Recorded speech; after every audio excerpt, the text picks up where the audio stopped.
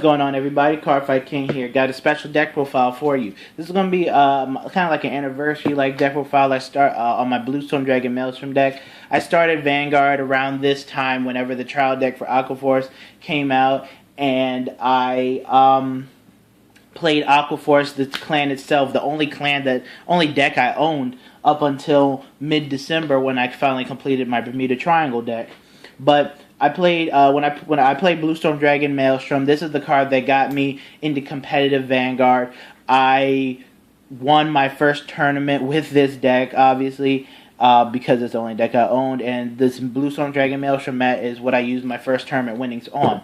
And I've done really well with the deck. I've had some days where it's just been absolutely horrible, but this deck and I have been through hell and back with it, and I love it, and I can't wait for the set 15 upgrades. But since BT13 came out, I was like, why not do an update profile on this deck, because it can, it has some new units and it can still compete in this meta, I believe. Probably not to the extent it did back in set 8, but now I can do some more things, and it's a lot easier to unlock Maelstrom's limit break now with some new units that we have. So let me get on with the deck profile, and I hope you guys can understand how I play this deck and how the deck functions, and hopefully you draw some interest.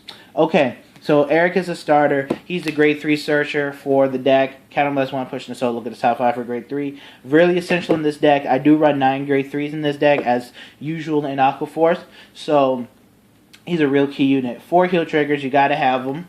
I run 4 Malika and 8 stand triggers, which is the mass reduction soldier, which you can run 16 of him if you want. But I run Malika because she pushes in the soul, and you draw, and you get to not draw. You get to give +3 to a unit. That's really, really key, especially when you're giving power to Tidal and Basil. And then I run 8 stand triggers. Now 8 stand triggers is because this deck used to was the best stand trigger deck, and because Maelstrom has to be your last attack, he's going to eat perfect guards or a high amount of shielding, and then if you hit a stand trigger, well, you're going to stand your 11k or something like that, and then bam, now you have a 5th attack that they have to deal with after they've just burned 2 to 3 cards trying to block your Maelstrom attack, who's going to be swinging for 23 plus.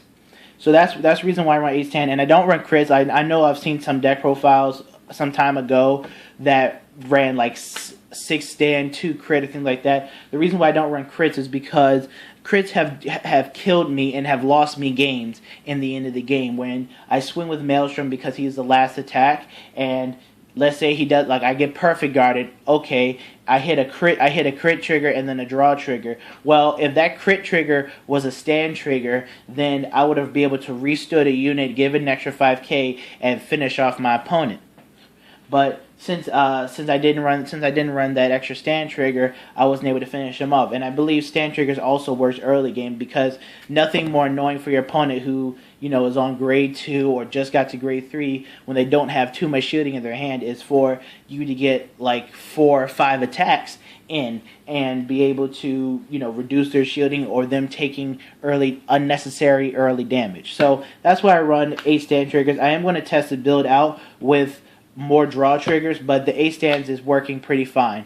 And Maelstrom is like a draw engine in himself if he does hit. So I'll get to that a bit later. Let me get on to grade 1. Okay, guys, and for my grade 1 lineup, I run 2 Battle Siren Dorothea. She's our old 10k booster. When she boosts Aqua Vanguard on the 3rd battle of that turn, if the number of battles is 3 or more, she becomes a 10k booster. And she's really consistent in this deck. Always put her behind the Vanguard, obviously, and Maelstrom can swing for 26k. So she's just a really solid unit, and I really like having the deck. Plus, it's really easy to get to 3rd attack, 4th attack in this deck. So really, really key in this deck.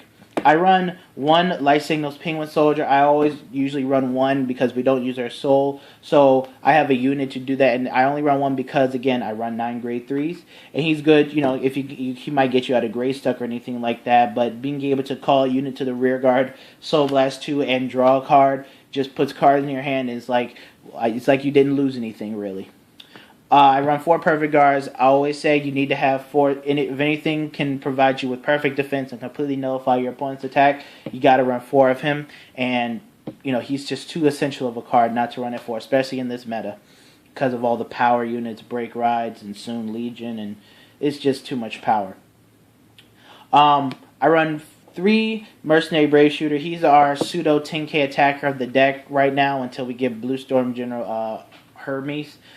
He, if you have 2 or less units rested, he becomes a 10k booster, but he counts himself, or 10k hitter, he counts himself as one too, so you got to be careful of how you do use it, but he does help promote early game rushing.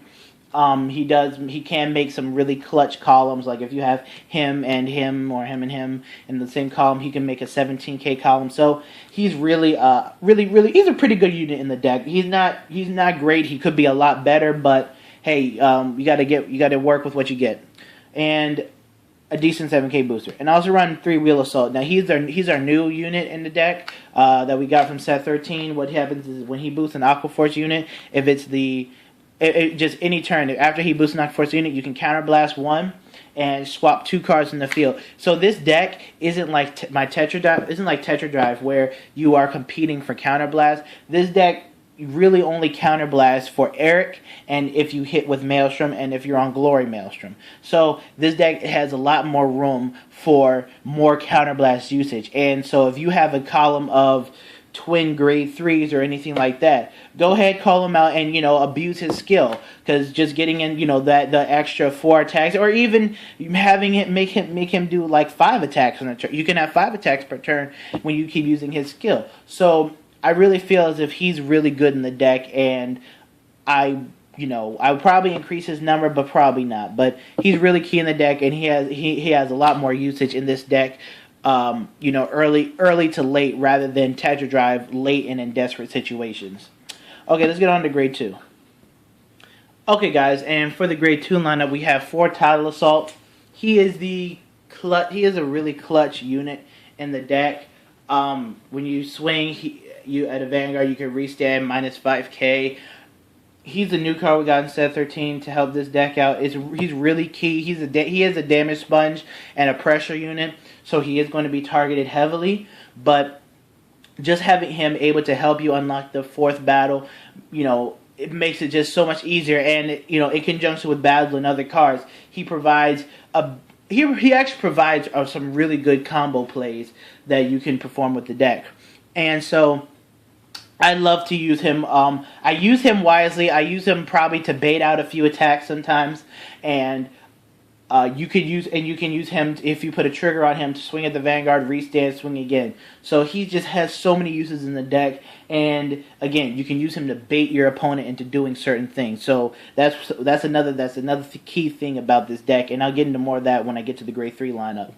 I run 1 Tier Knight Valeria. She is our old waifu card. If she hits a Vanguard and it's the 4th battle or more of that turn, you can retire a unit on their field. So she's one of the older pressure cards.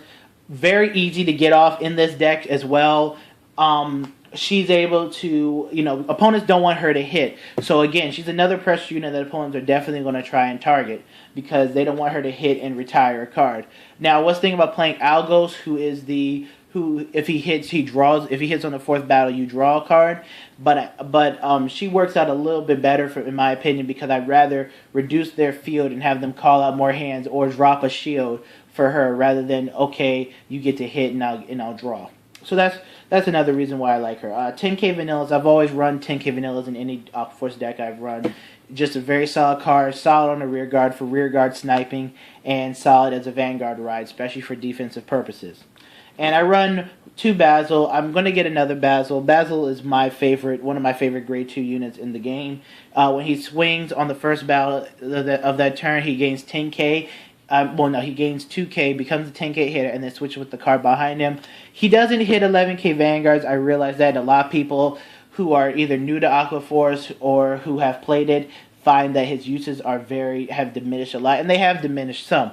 But in Aqua Force, you'll learn that the deck is not all about, hit the Vanguard, hit the Vanguard, hit the Vanguard with pokes. No, you can swipe at the Vanguard just to unlock the 4th battle. Sometimes unlocking the 4th battle is just all you need. And so he is really good on that. Plus, he has a self-protection method, which, switching to the back column. So not only does he protect himself, but he can annoy your opponent, especially if they have a 10k Vanguard or grade 2 rushes. Swing 10 at a grade 2, they're like, well, darn. I mean, unless it's the 11k grade 2, they're like, well, darn, I need to either block this or take early damage. And since they don't have too much guarding in their hand at the start of the game, that's really, really essential. And, he's just coming clutch. Plus, if you have him and Diamantes on the field, so to speak, or something like that, you'll attack with Diamantes, obviously, but you can have him make like a 15k column, so to speak, and with that 15k column, you can poke at a rear guard or poke at the Vanguard. Weak attacks don't look at weak attacks as if, it's not forcing a 10k shield, so it's bad. No. Look at weak attacks as, okay, this is an attack, and it's annoying for my opponent, and if they're dropping 10k shields for a 5k block, then you're doing something good. Or use it to snipe out a rear guard, and, be like, well, darn, I just lost a rear guard. So he's a really good, really versatile in the deck, and I love him. All right, let's go on to grade 3. All right, guys, and now we got to the grade 3 lineup. We have 2 Diamantes. I always run 9 grade 3s in the deck, and seeing Diamantes in this deck often, especially for this meta, is really key. Being able to hit 11k Vanguards. Yes, Basil is good. Yes, even if he doesn't hit, that's still fine with me. But, if I do have him in the hand, I will call him over Basil if I don't have another one of him on the field already, and begin to annoy my opponent by poking at their 11k Vanguard.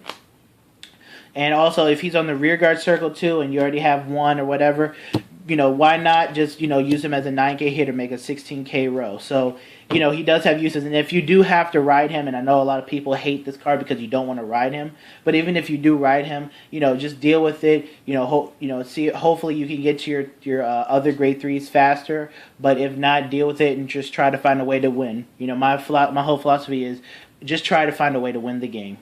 Fair, of course. I run 3 Bluestorm Supreme Dragon Glory Maelstrom. He is one of the best in-games in Vanguard. What he does is, when he attacks, it doesn't have to be any sort of 4th battle or anything like this. When he attacks, Counterblast 1, and he gains 5k, and your opponent cannot use anything grade 1 or higher, meaning nullifying perfect guards and things like that. You can still intercept against him, but opponents nowadays some people don't even really remember him, don't even know him, and you can definitely have them block with all their grade 0 shields, and then when it comes late in the game, they're going to be trying to throw down perfects. Then you get the joy, I guess, of saying, sorry, your perfect guard doesn't work. Why? Because of his skill. Things like that. So I really like him. He probably will get outclassed when Reverse comes out, but he's still a really good unit still today. But he is limit break 5, so he's ultimate break. So be wary of your damage. And for the original boss of Aqua Force, Bluestorm Dragon Maelstrom, he is my avatar, my favorite card in Vanguard. I love him to death. What he does is, on the 4th battle of the turn, he gains 5k, and the effect of if his attack hits, I get to counterblast 1, draw a card, and retire an opponent's unit on their side of the field. Now, why is he good? Because he is one of the old original pressure cards. He forces out so many guarding, he eats up perfect guards, and he is the reason why I run 8 stand in this deck, because if I did run a crit, if this card was a crit trigger, then after he eats a perfect guard, I wouldn't be able to restand and get a 5th attack. I'll just have to end my turn there, and being able to extend past the 4th battle is very key. Is very, very key in this deck, and I just absolutely love this card. And when he gets his cross right, the deck's going to get even better.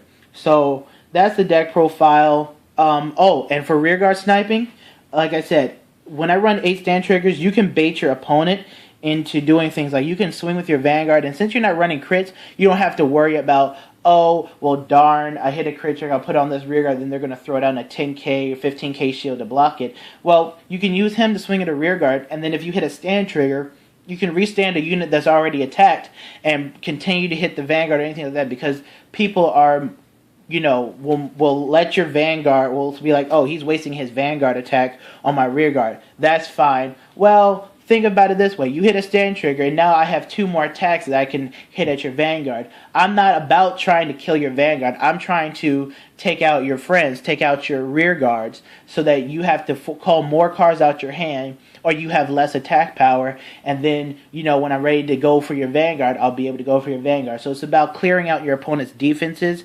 and getting, and then, you know, and then going in for the kill. So that's the deck profile. I hope you guys enjoyed it. I hope you guys understand, you know, what I play in this deck and how it functions. And if you have any comments, please leave a comment below. If you have any questions, do that too. PM me, whatever you need to. And I hope you guys, you know, are interested in this deck. It's a really fun deck, really good deck, and I believe it can still compete in this meta. But this has been the Cardfight King, and I'm out. Peace.